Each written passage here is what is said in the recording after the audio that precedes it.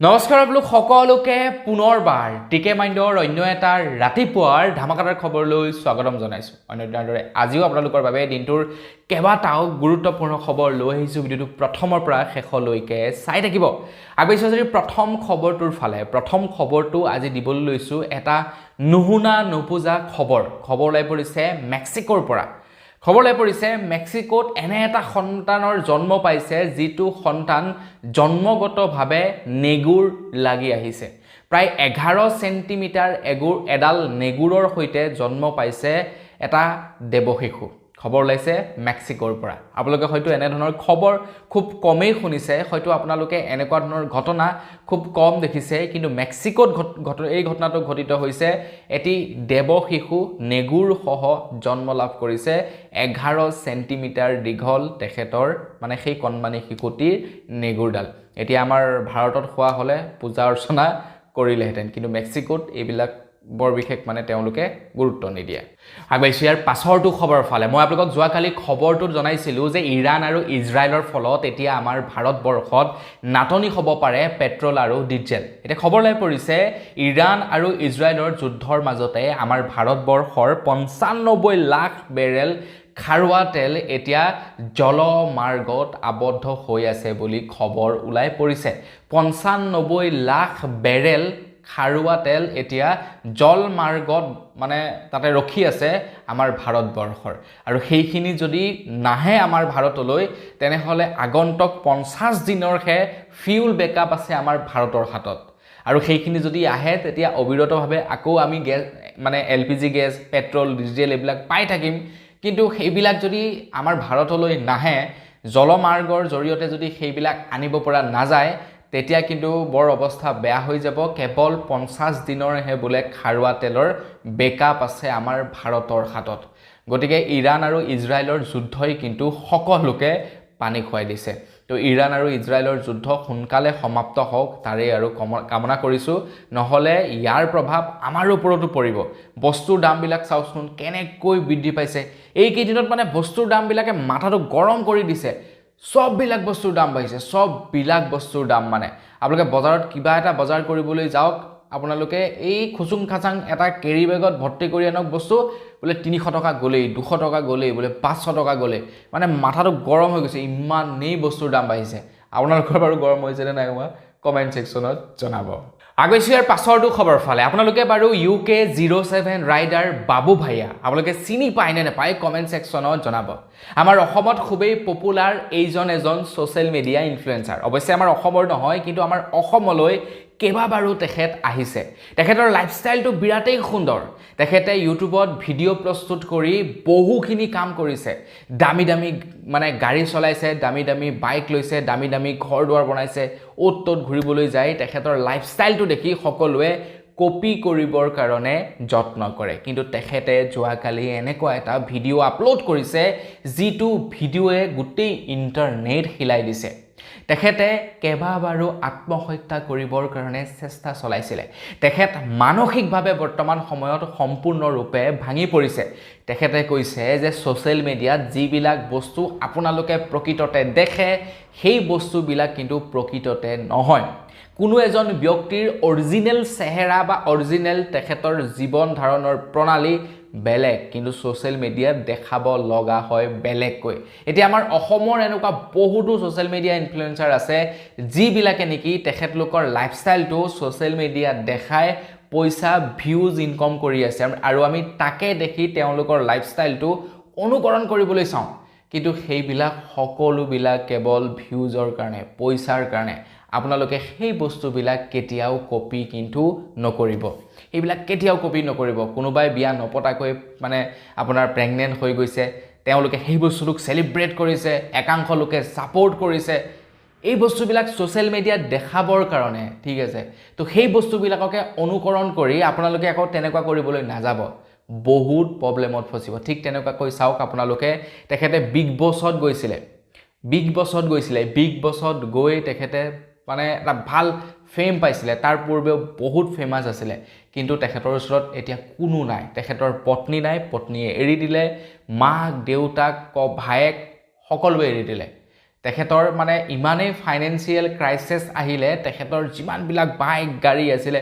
সকলোবিলাক বিকি দিলে মানে মেণ্টেল ষ্ট্ৰেছত গুচি গৈছে তেখেতে যোৱাকালি এটা ষ্টেটমেণ্ট দিছে যে মোৰ যদি কিবা কাৰণত মৃত্যু হয় মৃত্যুৰ সম্পূৰ্ণ জগৰীয়া হ'ব মা দেউতা ভায়েক আৰু তেখেতৰ পত্নী গতিকে ভাবক এজন ইমান ডাঙৰ সেলিব্ৰিটিৰ অৱস্থা এয়া গতিকে সোশ্যাল মিডিয়াত যিবিলাক বস্তু দেখে সেই বস্তুবিলাক আপোনালোকে সত্য বুলি নাভাবিব তাৰ পিছৰ বেকগ্ৰাউণ্ড বহুত থাকে এতিয়া মই কিমান হাঁহি ফুৰ্তিৰে ভিডিঅ'টো বনাইছো কিমান এনাৰ্জেটিক হৈ ভিডিঅ'টো বনাইছো কিন্তু প্ৰকৃতাৰ্থত মোৰ বৈদ্য টোপনি ধৰিছে সময় হৈছে প্ৰায় এতিয়া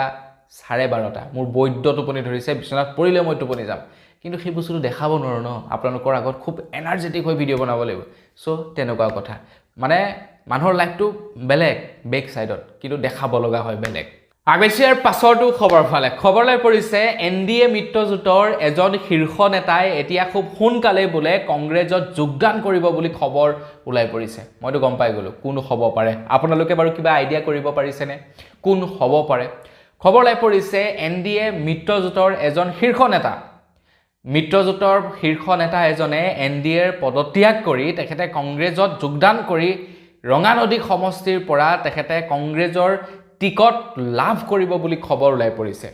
এতিয়া কংগ্ৰেছৰ পৰা ৰঙানদী সমষ্টিৰ পৰা বা বিহপুৰীয়া সমষ্টিৰ পৰা কংগ্ৰেছৰ পৰা এজন গ'ল বিজেপিলে এতিয়া খবৰ ওলাইছে এনডিএ মিত্ৰজোঁটৰ কোনোবা এজন বোলে কংগ্ৰেছত যোগদান কৰিব আৰু ৰঙানদী সমষ্টিৰ পৰা তেখেতে টিকট লাভ কৰিব কোন হ'ব পাৰে আপোনালোকে কওকচোন তেখেত আন কোনো নহয় তেখেত হয়তো জয়ন্ত খাউন হ'ব পাৰে তেখেত এজিপিৰ এজন শীৰ্ষ নেতা তেখেতে নিৰ্বাচনৰ কাৰণে প্ৰস্তুতি চলাই আছিল কিন্তু বিজেপিয়ে তাত কি কৰিলে মানে ৰঙানদী সমষ্টিত ঋষিৰাজ হাজৰিকাক টিকট দিয়াটো কনফাৰ্ম কৰি পেলালে আৰু যাৰ কাৰণে নেকি এতিয়া তেখেতৰ ওচৰত অপচন নাই কাৰণ এজিপি আৰু বিজেপি মিত্ৰজোঁটৰ হয় তো তেখেতে এজিপিত থাকি নিৰ্বাচন খেলিব নোৱাৰে আৰু সেই কাৰণে তেখেতে কি কৰিছে নিৰ্দলীয়ভাৱেও খেলিব বিচৰা নাই এটা কংগ্ৰেছত গৈ তেখেতে হয়তো কংগ্ৰেছৰ টিকট লৈ নিৰ্বাচন খেলিব পাৰে ৰঙানদী সমষ্টিৰ পৰা জাস্ট এইটো মোৰ মানে এটা আইডিয়া হে দেই কাৰণ এনডিএ মানে শীৰ্ষ নেতা বুলি ক'বলৈ তেখেতেই আছে বাকি কি হয় নহয় সেয়া আমি অনাগত সময়ত গম পাম দিয়কচোন আগবাইছো ইয়াৰ পাছৰটো খবৰ ফালে কংগ্ৰেছে তেওঁলোকৰ প্ৰথমখন 2026ৰ বিধানসভা নিৰ্বাচনৰ প্ৰাৰ্থীৰ তালিকা ঘোষণা কৰিলে আৰু সেই প্ৰাৰ্থীৰ তালিকাখন ঘোষণা কৰাৰ পাছতে এতিয়া লাহে লাহে কংগ্ৰেছৰ পৰা কংগ্ৰেছ কৰ্মীসকলে পদত্যাগ কৰি বিভিন্ন ধৰণৰ দললৈ আগমন ঘটিছে বিজেপিতটো কেইজনে গৈ যোগদান কৰিলে তাৰ কোনো ঠিক নাই হিমন্ত বিশ্ব শৰ্মাদেৱে কৈছে যে কংগ্ৰেছৰ পৰা গোটেইখন আহো কৰি আছে বিজেপিলে কিন্তু গোটেইখনকে যদি লৈ আহো তেনেহলে হিমন্ত বিশ্ব শৰ্মাদেৱকে হেনো বিজেপিৰ পৰা খেদি দিব তো তাৰ কাৰণে গোটেইখনকে নাই অনা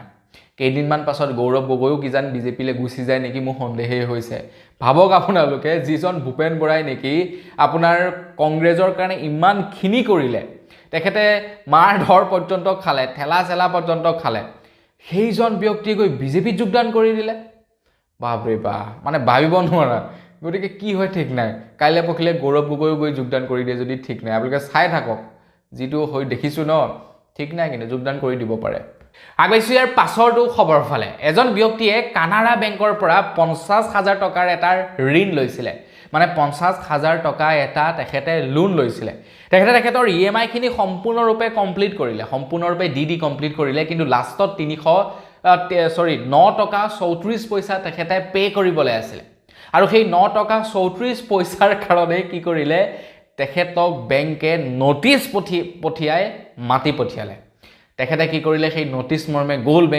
বেংকত গৈ 9 টকা 34 পইচা দিলে এতিয়া 9 টকা 34 পইচাটো কেছ পইচা দিব নোৱাৰে তেখেতে কি কৰিলে 10 টকা এটা দিলে আৰু তেখেতে কি কৰিছে তেখেতে যে পাব লগা 66 পইচা ঘূৰাই পঠাইছে এতিয়া বেংকে দিয়ে কৰ পৰা 66 পইচাটো তাৰ কাৰণে বাপেকে তেখেতে কি কৰিলে কনজিউমাৰ ফৰ্মত গৈ কমপ্লেইন কৰি দিলে আৰু পাছত কানাড়া বেংকক ধমকি লগাইছে যে 9 টকা 34 পইচাৰ কাৰণে তোমালোকে নোটিছ পঠাই মানুহজনক মাতি আনিছা তেখেতৰ কিমান লোকসান হৈছে তো এনেকৈ মানে ধমকি লগাইছে ভাবক 50,000 টকাৰ ঋণ লৈছিলে ঋণৰ ধাৰ মাৰি কমপ্লিট কৰি দিলে 9 টকা 34 পইচা পে কৰিবলৈ আছিল তাৰ কাৰণে নোটিছ পঠিয়াই তেখেতক মাতি পঠালে আৰু তেখেতেও বাপেকে কম নাছিলে তেখেতে 10 টকা দিলে 9 টকা 34 পইচা কাটিবৰ কাৰণে আৰু বাকি 66 পইচাটো ঘূৰাই বিচাৰিছে আৰু ঘূৰাই নিদিয়াৰ কাৰণে কনজিউমাৰ ফৰ্মত গৈ তেখেতে কমপ্লেইন কৰিছে কম বস্তু নহয় আগবাইছো ইয়াৰ পাছৰটো খবৰ ফালে আহি আছে ২৬ৰ বিধানসভা নিৰ্বাচন তো ২৬ৰ বিধানসভা নিৰ্বাচনৰ বাবে ৰাইজৰ দলে তেওঁলোকৰ নিৰ্বাচনী ইস্তাহাৰ জাৰি কৰিছে তেওঁলোকে কৈছে যে চাহ শ্ৰমিকসকলৰ যি দৈনিক মজুৰি হেয়া তেওঁলোকে বৃদ্ধি কৰিব আৰু তাৰ লগতে চাহ শ্ৰমিকসকলক তেওঁলোকে য'ত আছে সেই ঠাইৰ তেওঁলোকে মাটিৰ পট্টা দিয়াৰ ব্যৱস্থা কৰিব বুলি জনাইছে বৰ্তমান সময়ত অসমৰ মুখ্যমন্ত্ৰী হিমন্ত বিশ্ব শৰ্মা দেৱেও চাহ শ্ৰমিকসকলক মাটিৰ পট্টা দিম বুলি ঘোষণা কৰিছে তেওঁলোকৰ পৰা এপ্লিকেশ্যন ফৰ্মো লৈছে কিন্তু তাৰ পাছতো মানে এই বৰ্ষত নহবগে আকৌ নেক্সট বৰ্ষত যদি বিজেপি চৰকাৰ আহে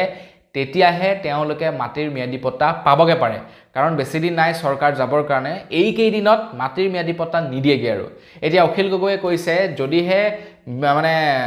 তেওঁলোকৰ চৰকাৰ আহে বা বিৰোধী মিত্ৰজোঁটৰ চৰকাৰ আহে তেতিয়া তেওঁলোকে কি কৰিব আপোনাৰ যিমানবিলাক চাহ শ্ৰমিক আছে তেওঁলোকক মাটিৰ পট্টা দিব আৰু লগতে দৈনিক মজুৰি বৃদ্ধি কৰি দিব আগবাইছো ইয়াৰ পাছৰটো খবৰ ফালে আহি পালে ২৬ৰ নিৰ্বাচন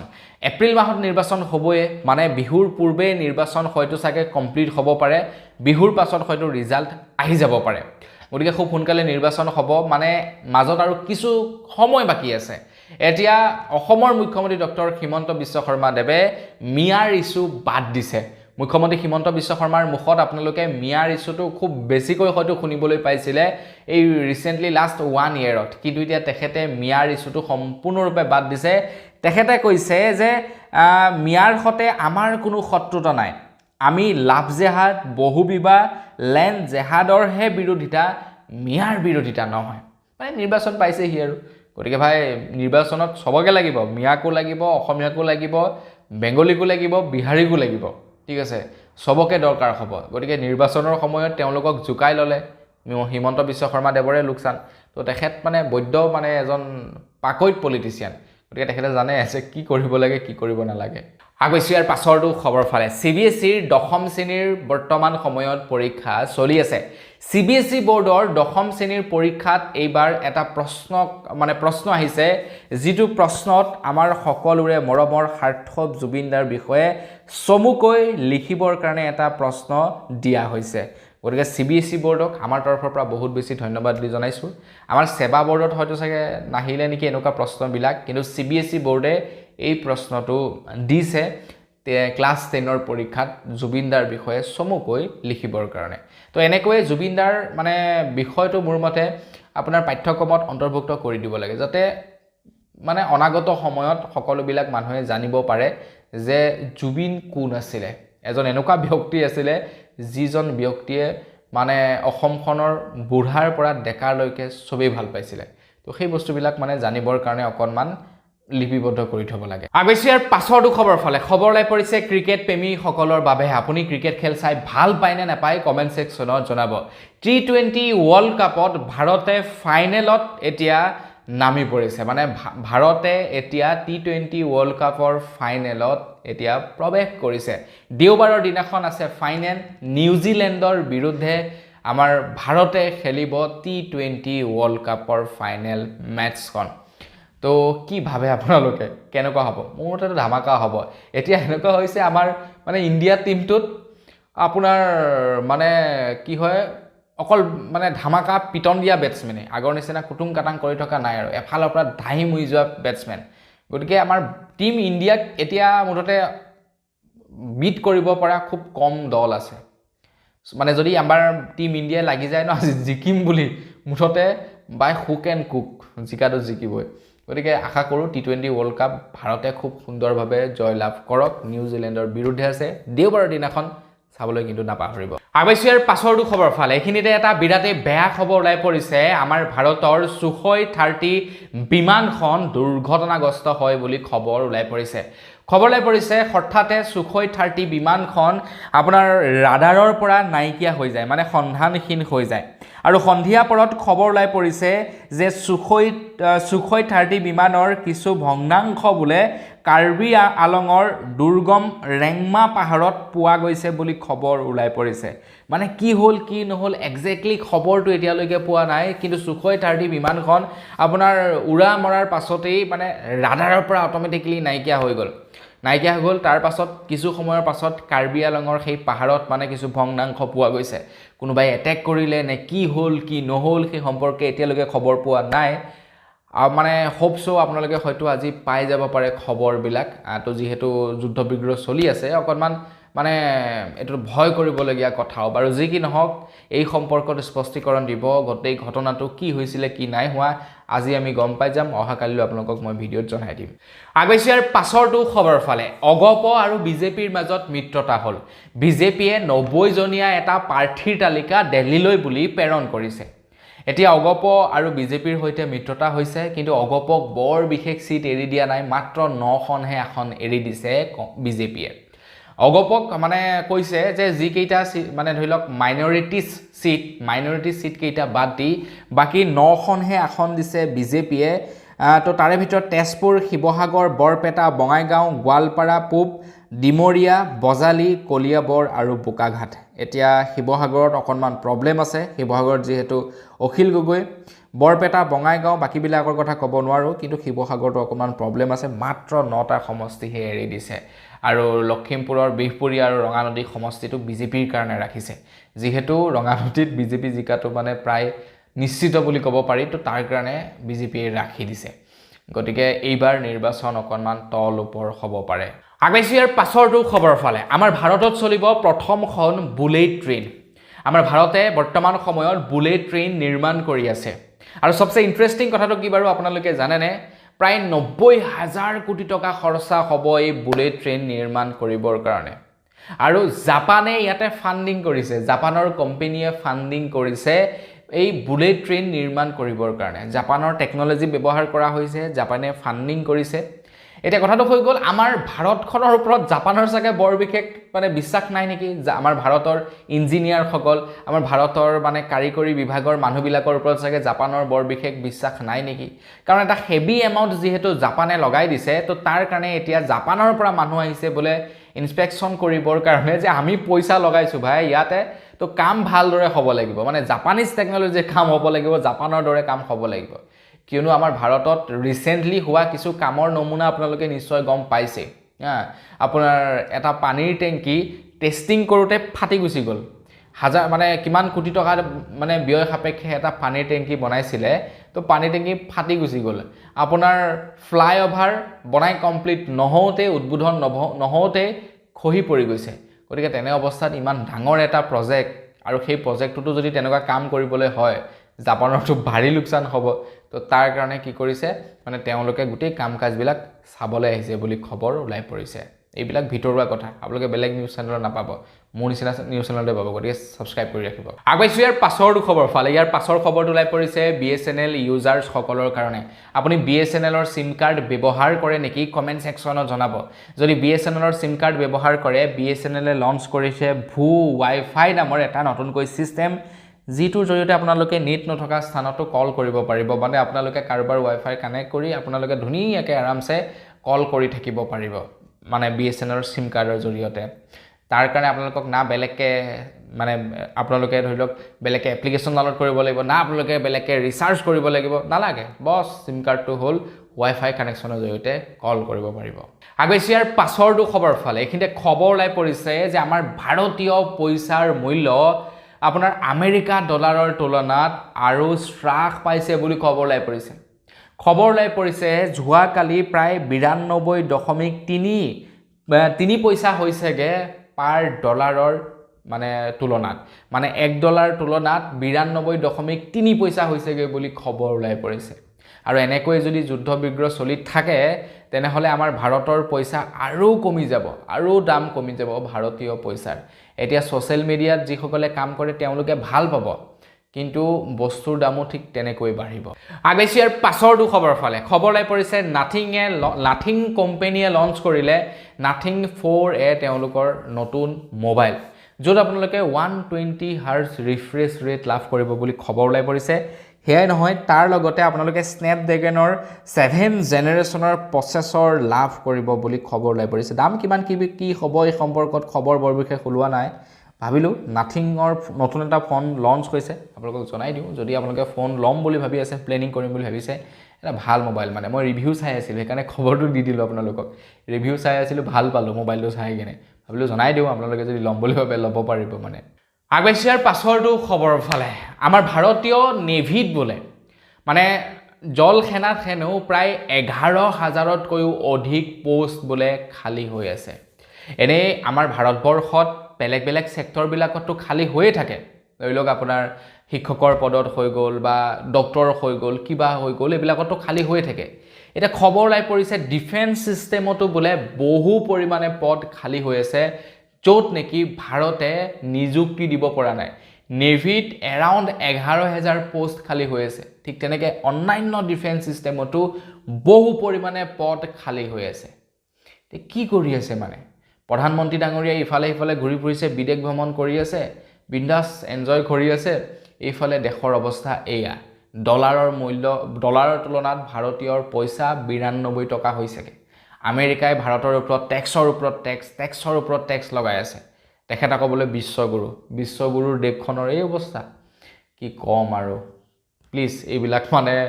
নাইকিয়া কৰক আৰু বস্তুৰ দাম মানে বৰ আচৰিতকৈ বাঢ়িছে মাথাটো গৰম হৈ গৈছে আগবাঢ়িছে একেবাৰে শেষৰটো খবৰ ফালে একেবাৰে শেষৰ খবৰটো ওলাই পৰিছে HDFC বেংকৰ ওপৰত তো HDFC বেংকৰ ATMত আপোনালোকে এতিয়াৰে পৰা QR কোড স্কেন কৰিবলৈ পইচা উলিয়াব পাৰিব